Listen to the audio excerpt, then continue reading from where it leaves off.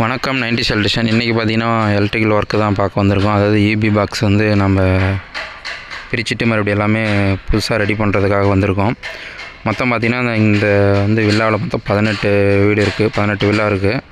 இந்த டிரான்ஸ்ஃபார்மரில் 40 கேவி வாங்கியிருக்காங்க. 40 கேவியும் பார்த்திங்கன்னா 2 வீட்டுக்கு ஒரு ஃபஸ்ட் பேர்ச் ஆம்பர் இபி பாக்ஸு. எல்லார் வீட்டுக்கும் பார்த்திங்கன்னா குறைஞ்சது 3 கேவி 2 கேவி வீட்டுக்கு நம்ம லைன் போகுது. ஆனால் அலுமினிய பட்டை தான் போட்டிருக்காங்க. அதுக்கப்புறம் பார்த்திங்கன்னா அவங்களே இபியில் கன்சல்ட் பண்ணிட்டு காப்பர் பட்டை போட சொன்னாங்கன்னு சொல்லிட்டு அதுக்காக காப்பர் பட்டை எல்லாமே மெட்டீரியல்லாம் வாங்கிட்டு வந்து கொடுத்துட்டாங்க.